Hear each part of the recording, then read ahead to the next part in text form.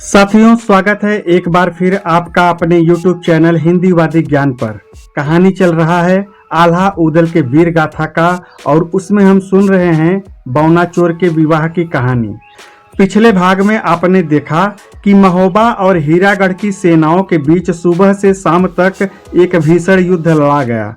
उदल, मलखान और तिरखा सिंह के पुत्र शांतामल के बीच तलवारें खनकी, ढाले टकराई और धूल के गुब्बार में वीरों का पराक्रम गूंजा, लेकिन इस युद्ध का कोई परिणाम नहीं निकला।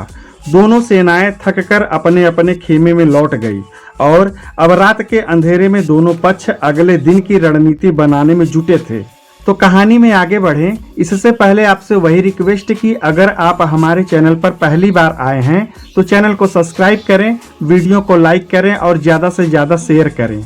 अब आते हैं कहानी पर। हीरागढ़ के भव्य महल में एक सभा बुलाई गई। दीपों की रोशनी में महाराज तिरखा सिंह का सिंहासन चमक रहा था और उनके सामने बैठे थे उनके वीर सेनापति और शांतामल जैसे महाबली योद्धा। सभा में सन्नाटा था, केवल तलवारों की म्यान से निकलने वाली हल्की खनक और सैनिकों की सांसों की आवाज सुनाई दे रही थी। तिरखा सिंह ने गंभीर स्वर में सभा को संबोधित किया।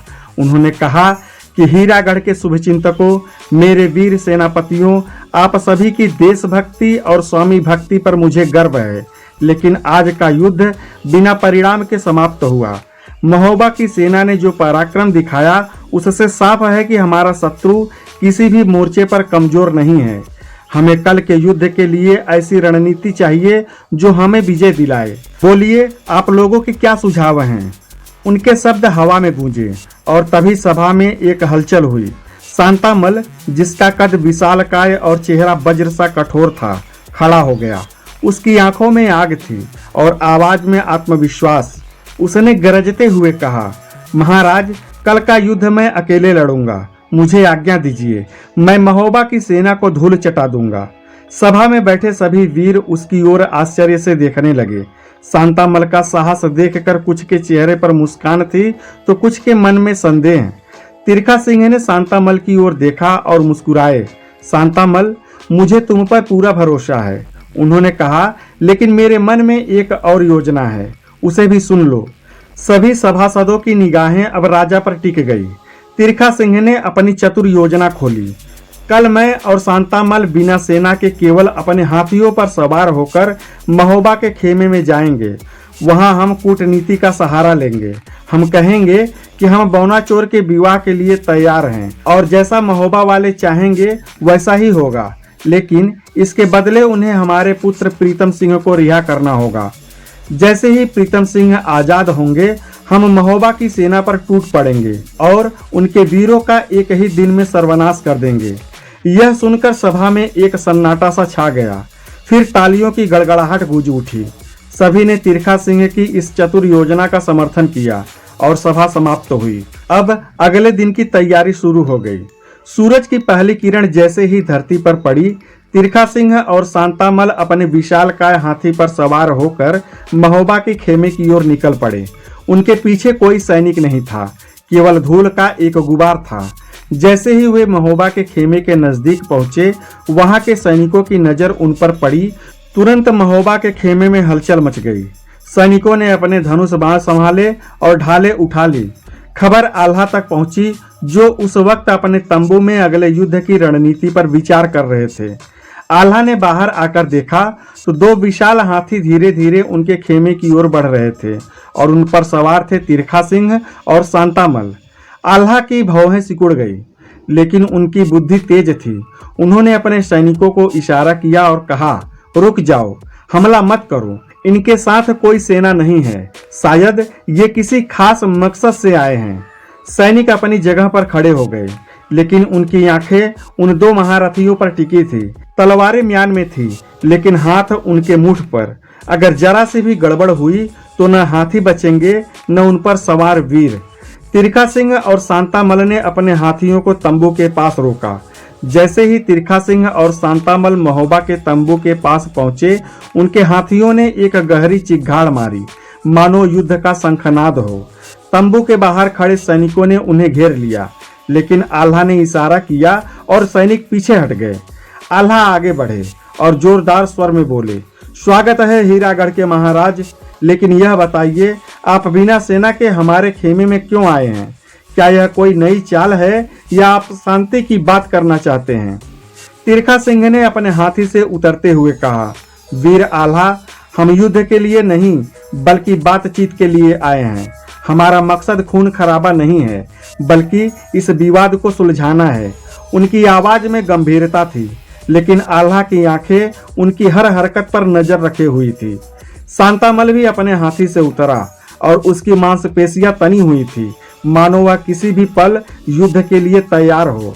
आल्हा ने उन्हें तंबू के भीतर आमंत्रित किया। तंबू में उदल, मलखान, तालहन सैयद और अन्य सेनापति पहले से मौजूद थे। माहौल तनावपूर्ण था, लेकिन दोनों पक्षों ने अपनी तलवारें म्यान में रखी हुई थी। तिरखा सिंह ने अपनी बात शुरू की, आल्हा, हम जानते हैं कि महोबा और हीरागढ़ के बीच यह युद्ध बौनाचोर के विवाह को लेकर हुआ है। हम यह प्रस्ताव रखते हैं कि हम बौनाचोर का विवाह आपकी शर्तों पर करवाने को तैयार हैं, लेकिन इसके बदले आपको हमारे पुत्र प्रीतम सिंह को आजाद करना होगा। राजा की बात सुनकर तंबू में सन्नाटा छा गया। आल्हा और उदल ने एक दूसरे की ओर देखा। मलखान ने भौहें चढ़ाकर कहा, यह क्या चाल है तिरखा सिंह? क्या हमें इतना कमजोर समझते हो कि हम तुम्हारी बातों में आ जाएंगे? तिरखा सिंह ने शांत स्वर में जवाब दिया, यह कोई चाल नहीं मलखान, हम युद्ध से बचना चाहते हैं।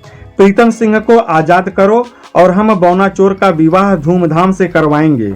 आप लोग अपने कुछ योद्धाओं और सैनिकों के साथ आओ और जैसे आप चाहेंगे हम बौनाचोर से अपनी पुत्री का विवाह कर देंगे और आप लोग खुशी से अपने वतन को लौट जाना। और रहा युद्ध, तो इसमें दोनों तरफ से सिर्फ नुकसान ही नुकसान होगा और मैं यही नहीं चाहता। और ऐसा हो सकता है आप सिर्फ मेरे पुत्र प्रीतम सिंह को आजाद कर दो। तिरखा सिंह की बात में महोबा के वीरों को विश्वास और विश्वासघात दोनों नजर आ रहा था। आल्हा ने गहरी सांस ली और कहा, महाराज, आपका प्रस्ताव सुनकर हमें खुशी हुई, लेकिन हमें कुछ समय चाहिए इस पर विचार करने के लिए। आप हमारे मेहमान हैं। आज आप यहीं विश्राम करें और कल सुबह हम आपको अपना जवाब दे देंगे। तिरखा सिंह और शांतामल को एक अलग तंबू में ठहराया गया, जहां उनकी हर जरूरत का ख्याल रखा गया, लेकिन उनके चारों ओर महोबा के सैनिक पहरा दे रहे थे। मध्य रात्रि की गहरी खामोशी में जब चांद अपनी चांदनी बिखेर रहा था और हवाएं सन्नाटे के साथ साजिशों का शोर सुन रही थी, तब आल्हा ने अपने कुछ विश्वस्त शुभचिंतकों को एक गुप्त सभा में बुलाया। महोबा के तंबू के इस गुप्त कक्ष में, जहां दीपक की लौ हल्के हल्के कांप रही थी, आल्हा ने अपनी गंभीर आवाज में कहा, भाइयों, आज हमें एक कठिन निर्णय लेना है। राजकुमार प्रीतम सिंह को आजाद करने की बात है, पर हमें चौकन्ना रहना होगा। यह दुश्मन की कोई चाल भी हो सकती है। सभी योद्धाओं ने एक स्वर में सहमति दी। आल्हा की चेतावनी उनके दिलों में गूंज रही थी। मलखान, लाखन, तालहन सैयद जैसे सूरवीरों की आंखों में दृढ़ संकल्प चमक रहा था। जैसे ही भोर की पहली किरण ने आकाश को छुआ, राजकुमार प्रीतम सिंह को आजाद कर दिया गया। प्रीतम सिंह, तिरखा सिंह और शांतामल अपने हाथियों पर सवार होकर हीरागढ़ की ओर निकल पड़े। हीरागढ़ में प्रीतम सिंह की वापसी ने सेना में उत्साह की लहर दौड़ा दी। सैनिकों के चेहरे पर विजय का विश्वास और खुशी का उल्लास साफ झलक रहा था। हीरा सिंह, जो पहले से ही युद्ध की रणनीति बना चुके थे, उसने बिना एक पल की देरी किए अपने सैनिकों को रणभूमि की ओर कूच करने का आदेश दे दिया। रणभेरी की गूंज हवा में तैरने लगी और हीरागढ़ की सेना, जो पहले से ही तैयार थी, क्योंकि यही उनकी रणनीति थी, हीरागढ़ के सैनिक तलवारें लहराते हुए और ढोल नगाड़ों की थाप पर युद्ध भूमि की ओर चल पड़े। इधर रणभेरी की गूंज सुनकर महोबा के वीरों का खून खौल उठा।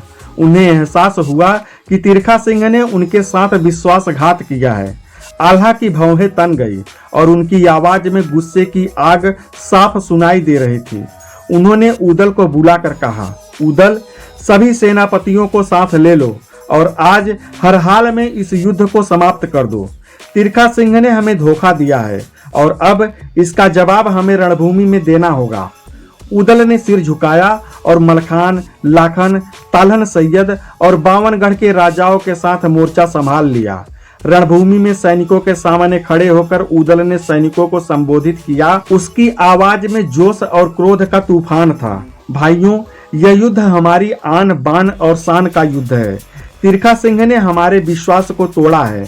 आज हमें इस जंग को निर्णायक बनाना होगा। तिरखा सिंह, प्रीतम सिंह और शांतामल को कैद करके हम इस विश्वासघात का बदला लेंगे। आज रणभूमि में जो वीर शहीद होगा उसका नाम इतिहास के स्वर्णिम पन्नों में लिखा जाएगा। पैर पीछे मत हटाना। उदल की हुंकार सुनकर महोबा और बावनगढ़ के सैनिकों में जोश का सैलाब उमड़ पड़ा। डंके की चोट पर वे रणभूमि में हीरागढ़ की सेना के सामने आ डटे। उदल ने तुरंत हमले का आदेश दिया और दोनों पक्षों के सैनिक एक दूसरे पर टूट पड़े। रणभूमि में मार काट का तांडव शुरू हो गया। तलवारों की खनक, भालों की चमक और छुरियों की रफ्तार से हवा कांप रही थी। सैनिकों के कटे हुए अंग धरती पर बिखर रहे थे और रक्त की धाराओं ने रणभूमि को लाल कर दिया। महोबा के सूरवीर अपने अपने मोर्चे पर डटे थे, मानो यमराज स्वयं उनके साथ उतर आए हो। पहला मोर्चा उदल बनाम तिरखा सिंह का था। उदल का घोड़ा तिरखा सिंह के मोर्चे की ओर दौड़ा। दोनों वीरों में घमासान युद्ध छिड़ गया। तिरखा सिंह की तलवार हर वार में प्राणघातक थी, पर उदल की फुर्ती और शक्ति के आगे वह कम पड़ने लगी। दोनों की तलवारें हवा में चमक रही थी और उनके प्रहारों से चिंगारियां उड़ रही थी। पैदल सैनिक यह भयंकर दृश्य देखकर दहल गए। उदल की हुंकार और तलवार की रफ्तार ने आखिरकार तिरखा सिंह को घुटनों पर ला दिया। उदल ने उसे कैद कर लिया। दूसरा मोर्चा मलखान बनाम प्रीतम सिंह का था। मलखान और प्रीतम सिंह के बीच युद्ध का तूफान मचा था। प्रीतम सिंह, जो कैद से छूटने के बाद और भी उग्र हो गया था, सैनिकों पर कहर बनकर टूट पड़ा। पर मलखान का रौद्र रूप देखकर रणभूमि कांप उठी। जहां मलखान का घोड़ा दौड़ता वहां नरमुंडों का ढेर लग जाता था। प्रीतम सिंह ने पूरी ताकत लगाई, पर मलखान की शक्ति और रण कौशल के सामने वह टिक न सका। आखिरकार मलखान ने प्रीतम सिंह को भी कैद कर लिया। तीसरा मोर्चा शांतामल बनाम लाखन का था। तीसरे मोर्चे पर शांतामल और कन्नौजी राय लाखन के बीच भयंकर युद्ध चल रहा था। शांतामल, जो एक महाभट योद्धा था और अपनी गर्जना से ही सैनिकों के दिलों में खौफ पैदा कर देता था, उसकी तलवार हर वार में मौत बरसाती थी। लाखन ने अपनी पूरी शक्ति से उसका मुकाबला किया। दोनों वीरों की तलवारबाजी ऐसी थी मानो यमराज और काल स्वयं रणभूमि में टकरा रहे हो। एक पल में वार रोकते, दूसरे पल में प्रहार करते। उनकी फुर्ती देखकर सैनिक अवाक रह गए। दिन के दूसरे पहर तक उदल और मलखान ने तिरखा सिंह और प्रीतम सिंह को कैद कर लिया था। इस समाचार ने शांतामल को क्रोध से आग बबूला कर दिया था। उसने अपनी तलवार से महोबा के सैनिकों पर कहर ढाना शुरू कर दिया। उसने एक घातक सांग चलाई जिसे लाखन ने चतुराई से बचा लिया। जवाब में लाखन ने भाला फेंका जिसने शांतामल के हाथी के हौदे की रस्सी काट दी। शांतामल जमीन पर आ गिरा। उसने तुरंत लाखन को ललकारते हुए कहा, क्यों बेकसूर सैनिकों को मरवा रहे हो? आज सिर्फ तेरा और मेरा मुकाबला होगा। जो युद्ध जीतेगा वही रण जीतेगा। लाखन ने उसकी चुनौती स्वीकार की। दोनों वीर जमीन पर उतर आए और तलवारबाजी का भयंकर दौर शुरू हुआ। तलवारों की टक्कर से चिंगारियां उड़ रही थी और रणभूमि का माहौल और भी खौफनाक हो गया। एक पल ऐसा आया जब शांतामल ने दोनों हाथों से तलवार पकड़कर इतना प्रचंड प्रहार किया कि लाखन की तलवार टूट गई। मौके का फायदा उठाते हुए शांतामल के सैनिकों ने लाखन को कैद कर लिया। इधर लाखन के कैद होने की खबर ने महोबा के वीरों को हिलाकर रख दिया। उदल का चेहरा क्रोध से लाल हो गया। उसने कहा, अगर लाखन को कुछ हुआ तो मैं भी अपनी तलवार से अपना गला काट लूंगा। मैंने लाखन की माता को वचन दिया है कि मेरे जीते जी लाखन को कोई छू नहीं सकता। उदल की बात सुनकर मलखान का भी खून खौल उठा। उसने कहा, शांतामल अभी रणभूमि से बाहर नहीं गया होगा, हम उसे रोक लेंगे। महोबा के सभी सूरवीर हथियार उठाकर शांतामल के रास्ते में आ डटे। अब शांतामल का मुकाबला उदल से था। शांतामल ने गजब की वीरता दिखाई और महोबा के वीरों को लोहे के चने चबवा दिए। पर मलखान का धैर्य यह सब देखकर जवाब दे चुका था। उसने हुंकार भरी और उदल से कहा, उदल अब रुक जाओ, मैं इसकी ताकत आजमाना चाहता हूँ। मलखान ने मोर्चा संभाल लिया। उदल ने न चाहते हुए भी अपने कदम को पीछे हटाया। तब मलखान ने मोर्चा संभाला। शांतामल ने उसका भी डटकर मुकाबला किया, पर मलखान का रौद्र रूप अजेय था। उसकी तलवार की एक एक चाल शांतामल को कमजोर करती गई। आखिरकार मलखान ने शांतामल को भी कैद कर लिया। हीरागढ़ की सेना अब पूरी तरह से टूट चुकी थी। उसके सभी सेनापति तिरखा सिंह, प्रीतम सिंह और शांतामल कैद हो चुके थे। बिना सेनापति के सैनिकों का हौसला टूट गया और वे रणभूमि छोड़कर भागने लगे। महोबा के वीरों ने कैद किए गए तिरखा सिंह, प्रीतम सिंह और शांतामल को आल्हा के सामने पेश किया। आल्हा ने तिरखा सिंह से क्रोध में कहा, हमने तुम पर भरोसा किया और तुमने विश्वासघात किया। अब जब तक बौना चोर का विवाह तुम्हारी पुत्री से नहीं हो जाता, तुम्हें आजाद नहीं किया जाएगा। तब उदल ने गुस्से में कहा, भैया इन्हें यही वीरगति क्यों नहीं दे देते? पर आल्हा ने शांत स्वर में जवाब दिया, नहीं उदल, तिरखा सिंह की पुत्री का विवाह बौना चोर से होना है और यह शुभ कार्य तिरखा सिंह ही करेंगे, लेकिन वे कैद में रहेंगे। महोबा के वीरों ने हीरागढ़ पर कब्जा कर लिया। आल्हा के आदेशानुसार वहां की प्रजा को कोई तकलीफ नहीं दी गई। शादी का मंडप सजाया गया और तिरखा सिंह ने कैद में रहते हुए अपनी पुत्री का विवाह बौना चोर से संपन्न करवाया। विवाह के बाद आल्हा ने तिरखा सिंह, प्रीतम सिंह और शांतामल को आजाद कर दिया। तिरखा सिंह को उनका सिंहासन लौटा दिया गया। तब तिरखा सिंह ने भावुक होकर कहा, महोबा के वीरों, आपने मेरे राज्य को मुझे सुरक्षित सौंप दिया। मैं आप लोगों का कर्जदार हूँ। कृपया आज रात हमारे मेहमान बने और हमारे आतिथ्य का आनंद लें। आल्हा पहले तैयार नहीं हुए, पर तिरखा सिंह के आग्रह पर मान गए। महोबा के वीरों ने एक रात हीरागढ़ में विश्राम किया। अगली सुबह तिरखा सिंह ने 100 हाथी, 100 घोड़े और कई छकड़ों में हीरे, मोती, सोना, चांदी और खजाने भेंट किए। बौना चोर भी खुश था, क्योंकि उसका विवाह राजकुमारी से संपन्न हो चुका था। महोबा के वीर ससम्मान अपनी सेना के साथ वापस लौटे। रणभूमि की यह कहानी, जो विश्वासघात, वीरता और अंत में सौहार्द की गाथा थी, यहीं समाप्त होती है और बौना चोर के विवाह की कहानी का यह अंतिम भाग है। तो साथियों, ऐसे ही वीर गाथाओं को सुनने के लिए हमारे चैनल को सब्सक्राइब करें, वीडियो को लाइक करें और ज़्यादा से ज़्यादा शेयर करें। धन्यवाद। जय हिंद।